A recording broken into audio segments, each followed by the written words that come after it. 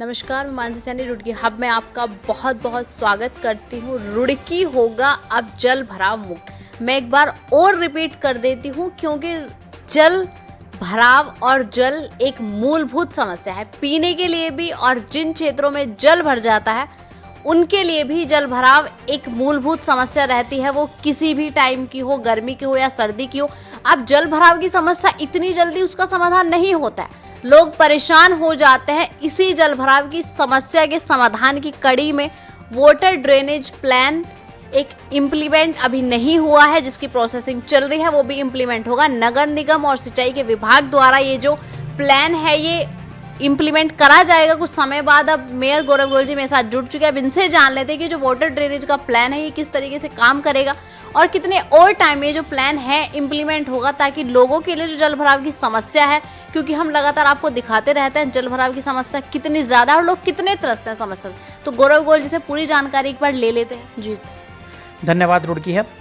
देखिए, रुड़की में water drainage की प्रॉब्लम बहुत बड़ी प्रॉब्लम है और बहुत पुरानी समस्या है। मैं समझता हूँ इस रुड़की नगर निगम क्षेत्र की लगभग 1/3 आबादी सीधे इस समस्या से हर वर्ष जूझती है बरसात के मौसम में। इसके लिए हमने नगर निगम ने और सिंचाई विभाग ने एक संयुक्त प्रयास किया है। सिंचाई विभाग की टीम से हमने मदद मांगी और निश्चित रूप से सिंचाई विभाग के इरिगेशन के जो एक्शन है यहाँ पे नोटियाल जी, उन्होंने अपनी पूरी टीम लगा करके इस रुड़की का नगर निगम क्षेत्र का सर्वे कराया। इस सर्वे में हमने इस पूरे क्षेत्र को 5 जोन में बांटा है और इन 5 जोन के सर्वे में कि पानी हम कितने लेवलिंग पे ले सकते हैं, कहाँ से पानी कहाँ निकाला जा सकता है, और एनजीटी के मानकों को भी ध्यान रखते हुए बिल्कुल इसको हम प्रॉपर वे में लेकर के चल रहे हैं। वाटर ड्रेनेज प्लांट शहर का बहुत सॉलिड बने और जिसकी समस्या हो सकता है थोड़ा समय लगे, लेकिन ये समस्या एक मूलभूत समस्या है और इसको हम लंबे समय तक ऐसा लेकर के चलेंगे जो आने वाले कम से कम 50 वर्ष तक ये जो ड्रेनेज सिस्टम बनेगा वो 50 वर्ष तक कारगर हो। ये हमारी प्राथमिकता है, जिसका सर्वे कंप्लीट हो गया है, 5 जोन में बनने जा रहा है और इसकी डीपीआर भी बनने के लिए दे दी है। इसकी डीपीआर मुझे लगता है लगभग 490 करोड़ 500 करोड़ के बीच की कोई डीपीआर बनेगी इसकी, और इस बारे में मेरी माननीय मुख्यमंत्री जी से भी बात हुई है और मुझे पूरी उम्मीद है कि डीपीआर बनने के बाद शासन से जल्द ही स्वीकृति मिल जाएगी और शासन से स्वीकृति मिलने के बाद शहर में वाटर ड्रेनेज सिस्टम का काम शुरू होगा और पूरे क्षेत्र को, पूरे शहर को इससे बिल्कुल राहत मिलेगी।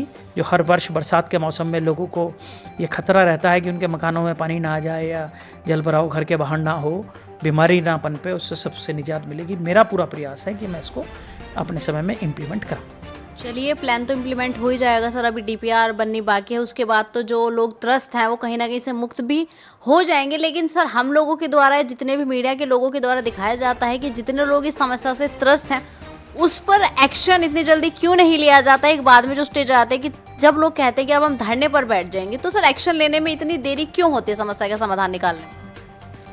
देखिए, हमारा प्रयास है, शहर से मैंने एक टोल फ्री नंबर जारी किया है, आपके चैनल पे भी किया था, और लगातार लोगों के फ़ोन्स आ रहे हैं, लगातार मेरे पास लोगों के फ़ोन्स आ रहे हैं। हमारी प्राथमिकता है कि जो भी तत्काल होने वाले कार्य हैं, चाहे वो नाले की सफाई हो, चाहे वो डेंगू का स्प्रे हो, चाहे वो कहीं पे सफाई का काम हो, कहीं चूना छिड़कने का काम हो, स्ट्रीट लाइट का काम हो, ये काम हम तत्काल करा दें। लेकिन जो निर्माण कार्य होते हैं, निर्माण कार्य का एक प्रोसेस है, उस प्रोसेस के तहत ही वो कराए जाते हैं और निश्चित रूप से जहाँ पर प्राथमिकता होती है, प्राथमिकता की दृष्टि से वो काम वहाँ पर किए जाते हैं। जनता ने पार्षदों को चुना है, निश्चित रूप से वो अपने अपने क्षेत्र की समस्या लेकर के भी आते हैं और हमारा प्रयास है कि अधिक से अधिक जगह पर जो समस्याएं हैं, मूलभूत समस्याएं हैं, उन पर फर्स्ट टारगेट करके उन पर काम किया जाए।